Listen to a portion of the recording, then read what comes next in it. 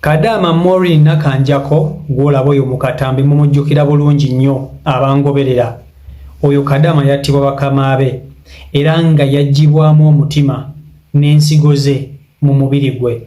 Baamugamba mbu alina kansa ne bamutwala mu ddwaliro, mukama we n'amutwala mu ddwaliro okumulongoosa. Bwe bamutuusa mu ddwaliro ne bamuggyamu organs ze ez'omu mubiri nga yakamala e Saudi Arabia weeks 2 zokka. Bamuyita Nakanjako Maureen.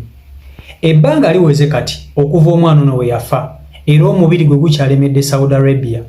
Wabula information gye nnina era amawulire agaliwo nti Kadama ono aba kampani eyamutwala ekampani ye okuva e Uganda eyamutwala emanyiddwa nga Tirajo Employment Agency wabwetobwetibwa yesi ya Tirajo bali mu kukukusa omubiri gwa Maureen Nakanjako okukomyawo e Uganda mu nkukutu.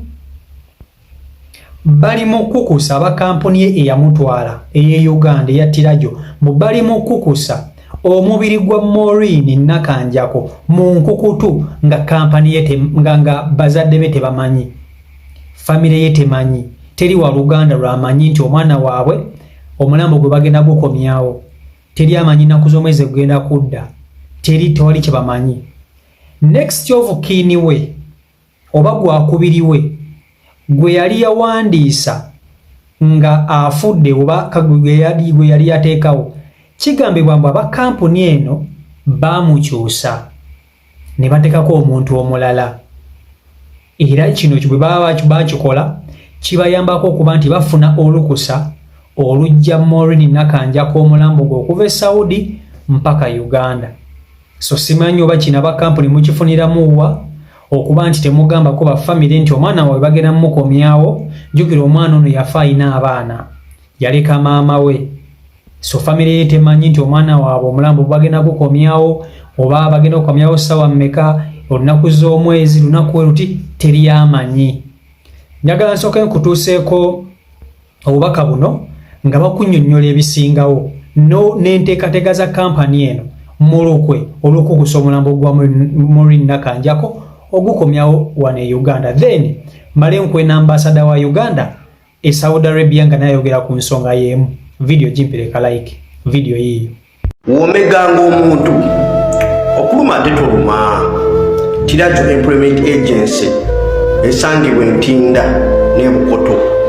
Eno video ngikoze ngenaku z'omwezi ziri 26 mwezi gwa 7 mwaka 2025 naku lwa 6. Tirajo mweke nyini family y'omwana omwalo oyo omugenzi Nakanjako Maureen mwategezeza family ne mugikakasa timugenda kutambuza omubiri gwa Nakanjako Maureen olunaku olw'enkyo olw'Essande nga 27 gutuuke mu ggwanga Uganda. Mweke nyini nga mugenda okutambuza omubiri ogwo.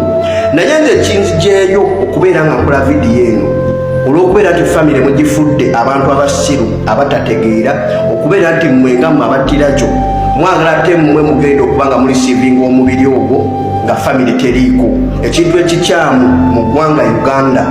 Kubanga neefa y'omwana omuwala oyo ebuusabuusibwa. Omwana omuwala yali agenda mu ggwanga li Saudi Arabia gye yafiira. Yalina next of kin yasayininga ku mpapula ng'agenda. Omukyala bali bamwita Nabbale Justine. Nabbale Justine yalina okubeera ng'era alina okubaawo n'abafamily abalala okubeera nga omubiri gwa Nakanjako Maureen bwe guba nga gukomyewo ku kisaawe alina okubeerawo nga family okumanya nti Nakanjako Maureen omubiri tuguli savings n'asayininga ku mpapula nga next of kin. Naye mwe kye mwakoze amancoolo mwasaba ID ya Nabbale Justine yali next of kin tusindikire ID omulambo gubeere nga guvaayo tubeere nga gwabeera ku next of kin ng'agenda okuba ng'agenda okulisiivinga. Ne mumala ne mukola ki? Ne mukola ebyammwe ne mukyusa bye mwagala ne muteekako gaayo omulala gwe bayita Kabula Timothy owa Tirajo Employment Agency gaayo akolerawo kati yalinga next of kin yalina okulisiivinga omulambo gwo nga nowa family tekuliiko yadde n'omu. N'ekirala family terina kyemanyi enkomawo ya Nakanjako Maureen agenda kugira mu flight ki mwagala okubeera nga mukiyalingako nabo gundi air bills tebalina kye bamanyi, tebamanyi nti Nakanjako Maureen agenda tuuka ssaawa mmeka, omulambo muli mu gukukusa kubanga amaloboozi bagansindikiddeko abamu kubakubira aba family tibannange oba mwagala gundi muwala mwakomewo tusobola okubeera nga tumuleeta mu nkukutu omubiri gubatuukeko. Lwaki Nakanja Comorini akukusibwa ayingire mu ggwanga lya Uganda ng'ate teyagendera mu nkukutu, yagenda lwatu? Ugandan government, ebitongole byonna ebyokwerinda, CMI, UPDF, Uganda Police, mwenna abali ebitongole byonna ebyokunoonyereza konna Interpol, musaba munoonyereza ensonga y'omwana omuwala ono okuddizibwa kwe. Kigambibwa alina kudda mu ggwanga lya Uganda olunaku olw'ekyagenda z'omwezi 27 omwezi ogw'omusanvu 2025. Naye ne flight emuleeta family temanyi muwala waabwe agenda kutuuka, family temanyi nti waaba atuuse. Bo bagamba balina okubeera nga babeerawo, okubeera nga Nakanja Comorini atwalibwa ku postmortem, okumanya kiki ekyatta Nakanja Comorini, n'okubeera nti bo bennyini babeerawo nga ba eyewitness, baka ababaddewo abeerabirako nangaabwe nti Nakanja Comorini yoona atuuse. Bwemubeera nga mugamba nti mugenda kuleeta mubiri ne muleeta omubiri omulala, Tirabyo Employment Agency, omukyala gwe bayita Rita Kabala Timothy, bino ebintu mubijjemu bibalaatiramu.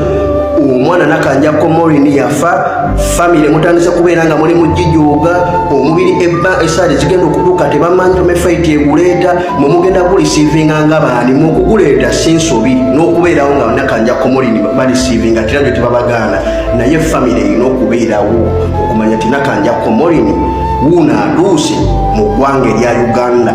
Bannange Ugandan government, Speaker wa Parliament Anita Amongi, omukyala owa Gender and Labour Betty Amongi Akena, baminisita bonna aba Uganda mwenna aba Internal Affairs, Foreign Affairs, bannange ensonga Nakanja Comorini lwaki bakukusa omulambo okubeera nga guyingira mu ggwanga erya Uganda? Gw'omwana enfaayi eriko ebibuuzo. Zino ensonga za Nakanja Comorini tugenda kuziremeramu, tetugenda kusirika. Tambuliza video Tirabyo Employment Agency eyagala kubeera nga erisiivinga omubiri nga family ya Nakanja Comorini temanyi Nakanja Comorini agira ku flight kisaawa mmeka, tebalina kye bamanyi. Byange tambuliza video bisadamusada okusoma obwami abalona baliddawo muzitukiranga followinga likinga kwagala nysawala ekola kumatolabaka ambasada kati olw'obudde kuba tuyinza okuba tukubiridde ng'olina emirimu gyo kati mbale yatudde ku nsonga eri mu ddiiro wetukubiridde essimu waliwo ensonga eri mu ddiiro ya Munnayuganda amanyiddwa nga Morin. Morin ono kigambibwa nti alina kampani okuva e Uganda eyamuleeta Saudi Arabia emanyiddwa nga Tirajyo, era aba yakamala omwezi gumu mu Saudi Arabia n'afunamu obukosefu ng'omuntu n'agenda mu ddwaliro bamukebere. Bwe bamukebera bamugamba nti bamuzuula nti alina amazzi ku mutima, alina ne cancer. But before nga tanajja mu Saudi Arabia, a month before, yasooka n'akola medical e Uganda eya GCC n'agiyita bulungi ng'era ali medical fit, ne bamuleeta mu Saudi Arabia. Kati bw'atuuka mu Saudi Arabia bamukeberera ku ddwaliro erimanyiddwa nga Khalid Hospital, King Khalid. Ne bamutegeeza nti alina cancer, alina n'amazzi ku mutima, era ne bamusayiningisa empapula bamulongoose ku olwo. Era mu bigambo bye nga tannafa ategeeza nti yawulira nga bamuteekamu ekipayipu okumunuunamu ki amazzi ago ku mutima, era ne bwe yayogerako ne muganda we ku ssimu amanyiddwa nga Layton ategeeza nti bwe baali boogera ku video call yalaba muganda we ng'alina enkovu mu kifuba gye baamusaze nga bakola operation eyo, but oluvannyuma lw'ennaku 3 yaddamu okuweereza muganda we message nga zibulutiikinga nga tewali bwakola ki aziddamu. Agenda okufuna amawulire okuva ewa maama we Uganda ng'amutegeeza nti omukyala amanyiddwa nga Rita owa Tirajyo Employment Services esangibwa Ntinda yawa maama we ekibaluwa nga kimutegeeza nti muwala we amanyiddwa nga Morin afiiridde Saudi Arabia, era omulambo tuli mukola nteekateeka mu wiiki 3 tugenda kukola ki tugenda kuba tuguzza. So story eyo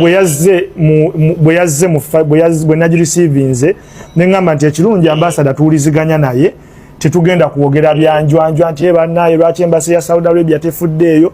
Katunoonya ambasada yennyini atubuulire fayiro eyo yatuuseeko mu ofiisi ye, era ki ekigireyingisiza okulaba nti Omunnayuganda ono tatuuka Uganda kuziikibwa. Kakati baganda bange mwebale kufaayo ngeri bannayuganda. Eseka Ensonga ya Morini kwembase weeri. naddala ofisi yange ebadde ekitambulirako nnyo kubanga bannayuganda abasinga balina essimu yange bwe babaawo n'ensonga bankubira ne tubeera nga tukwatagana nabo. Ensonga ya Morini erudde ebbanga ng'etambula ati bwe nagigoberedde ekibeera nti Morini ensonga ze zonna ez'okuzza mayiti e Kampala zaggwa. Naye obuzibu obuliwo abaka kubanga Morini tiyali mutolosi. Morini yafiira mu contract. Morini yafiira mu contract. Kati omuntu yenna afiiridde mu contract, Morini ensonga ze zonna zaggwa dda okusobola okuddayo e Uganda. Naye tukyalina ebbanja ery'eddwaliro, tukyalina ebbanja ery'okutambuza mayiti. Kyemba bibuuza nti essente ziri mmeka? Naŋŋamba nti ziyinza okubeera omutwalo gumu nga kitundu. Ezibanjibwa mu ddwaliro? Ezibanjibwa mu ddwaliro yaŋŋamba ziri kasanvu. Yale kasanvu. Ze sente meka mu ze Uganda? Yale kasanvu ye miliyoni 7. Naŋŋamba nti ateereza okutwala mayiti e Uganda era zikyetaagisa miliyoni 7 kitundu oba 8. Owulidde kwe kutwaliza awamu ne zibeera nga zigenda mu miliyoni 15. Kaakati ne mugamba nti mukoze mutya, naŋŋamba tukyanoonya ssente naye esinga kampuni bwetyo bwe ŋŋamba. Naye kati nga obadde oyogeddekawo ambasada noga nti kampuni yebeevunaanyizibwa kuba nti etwala omuntu ono engeri gye yali mu contract. Lwaki bo baagala okukitukubira eno bakituddize nga bo baagala okukyejjamu?